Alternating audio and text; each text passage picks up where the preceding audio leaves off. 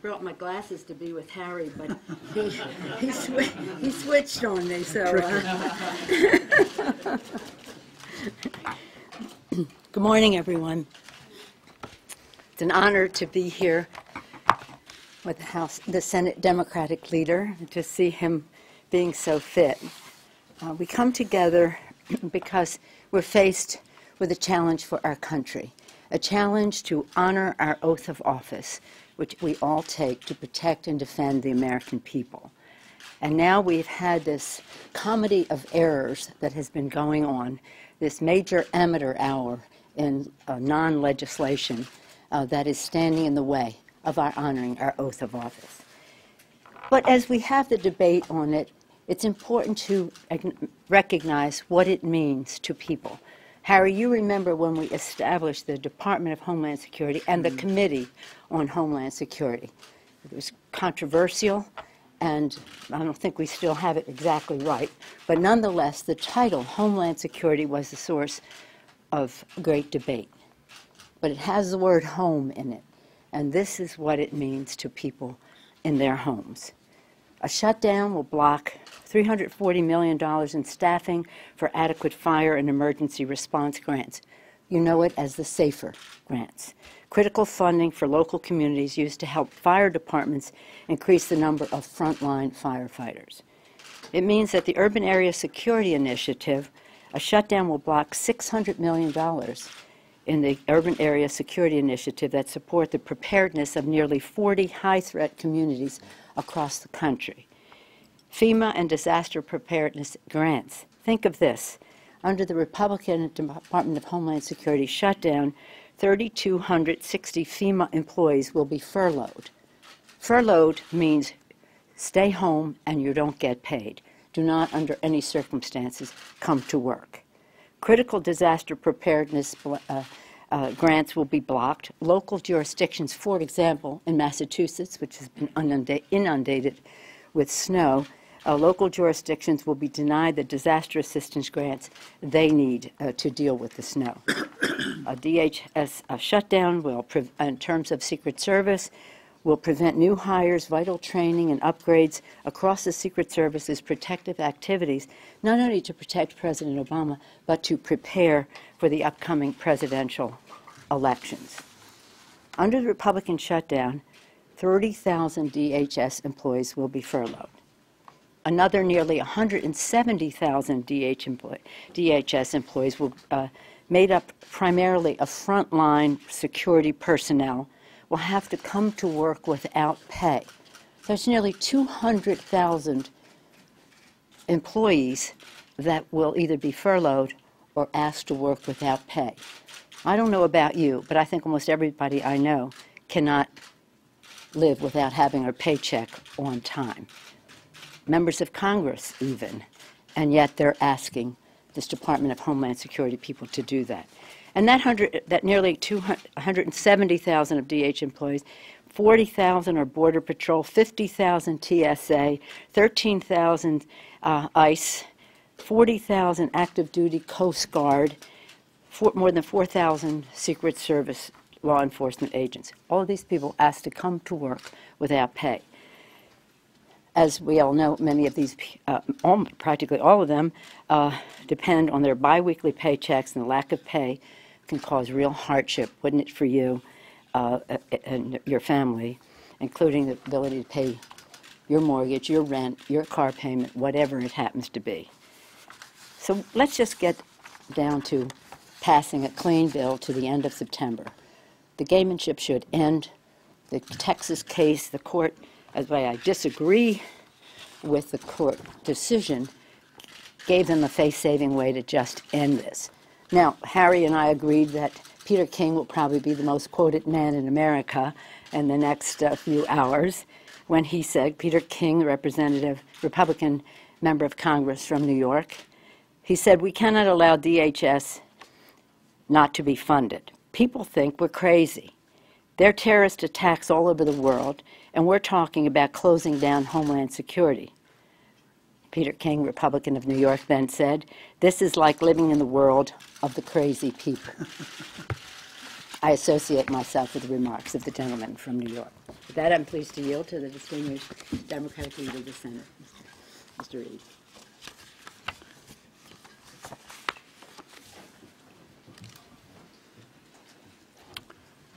So good to be with you always. We've been in some battles over the years, so security, wars, and all that, so I'm happy to be here with you today. Thank you. We're here, the funding for the Department of Homeland Security runs out, is gone, Friday at 12:01 a.m., so I guess it'll be Saturday, 12:01 a.m.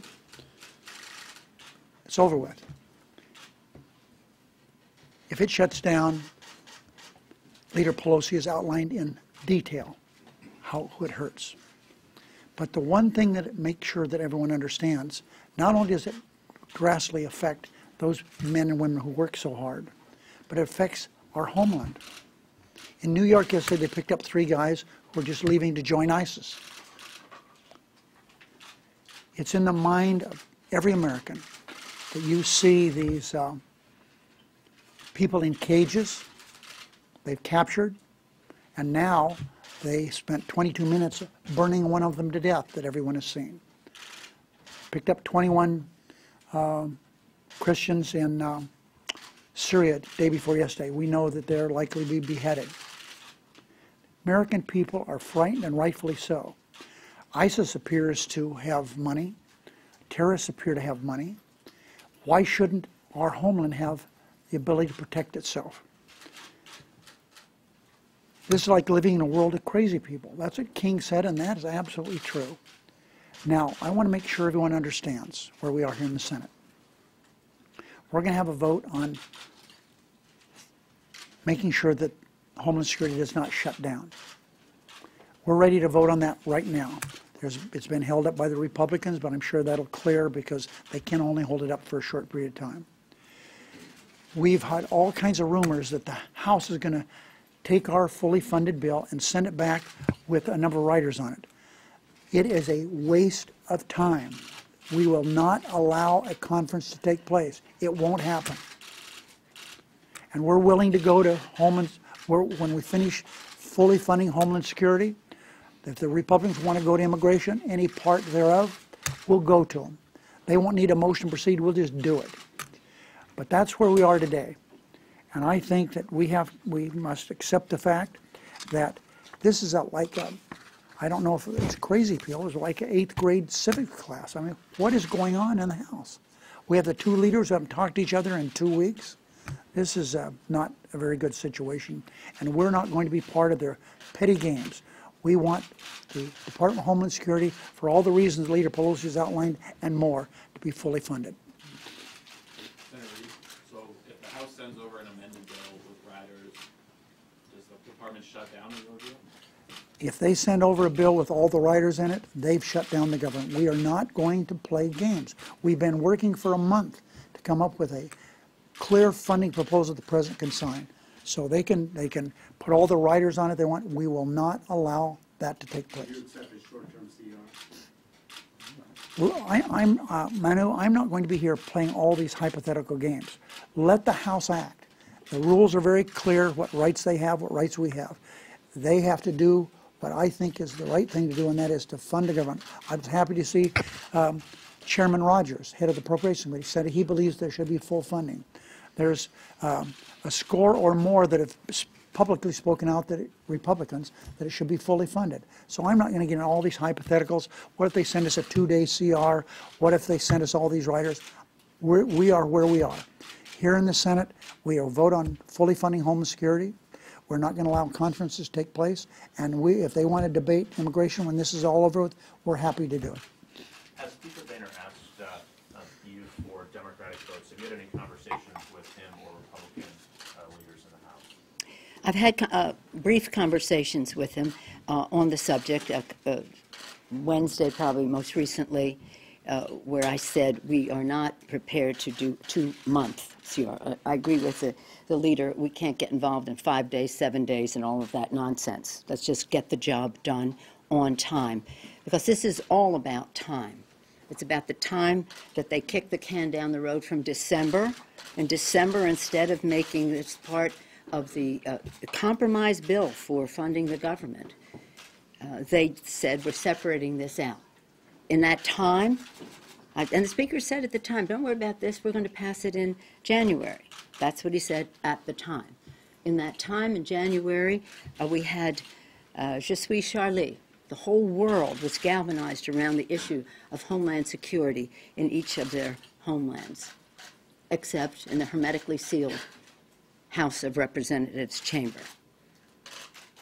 We still haven't faced our responsibility. And so I would say, Harry, with all due respect to everything you said, I have a grandson in 8th grade, and his knowledge about how to pass a bill is superior to what we see among the Republicans there. So it's harmful to our national security, our homeland security, for us to be inching along, whether it's 2 months, 4 months. Stop the games playing. Let's just get serious. We're only talking now about like 8 months we've lost some of the time. The uncertainty is really bad. If you want to build a firehouse, if you want to train a workforce to protect the American people, we are already weakening that because of the time that the Republicans have used up with their frivolity. It's about time for them to grow up and pass this bill. Madam Leader, there are conservatives in the House who say they can still win this immigration fight, who say they're more optimistic about winning this funding fight than they were about winning the ACA fight in 2013.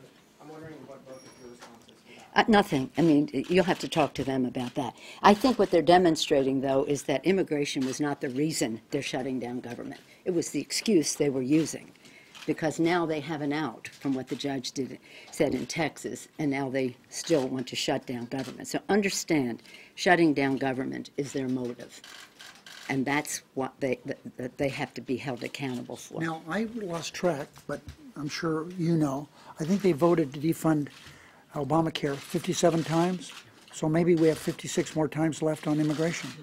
Senator Reid, the DHS funding is taken care of. Do you think there will be enough votes to get onto this Collins bill reversing the 2014 order? I've said here, make sure that you all understand this.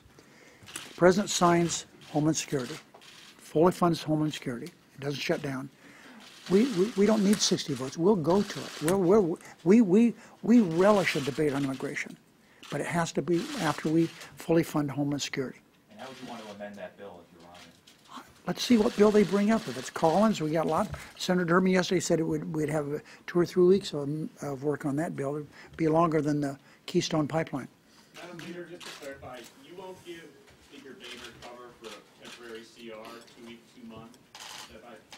It's not a question of giving him cover. We're trying to give cover to the American people so that our homeland is protected. It's not the cover for the Speaker is very much less important than the cover that the American people need from us to do our job and to pass a Homeland Security bill. But getting back to the immigration point for a moment, understand this, and you probably know this, but just to review.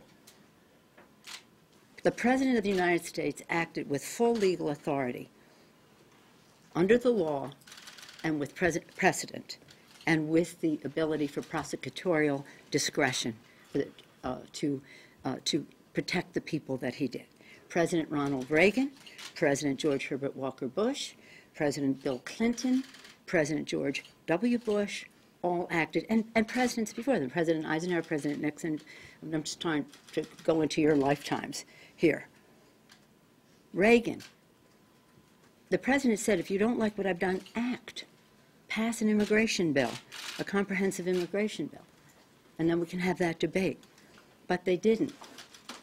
And they're now saying the president is acting in a way that they object to, they say unconstitutional. But they never said that about Ronald Reagan. And while our president is saying pass a bill, President Reagan, the Congress passed a bill. And President Reagan said, you did not go far enough to protect people. So he had his family fairness, the family protection piece that he added that President George Herbert Walker Bush then followed through with and protected a higher percentage of people, in our immigrants in our country, than President Obama has done with his actions.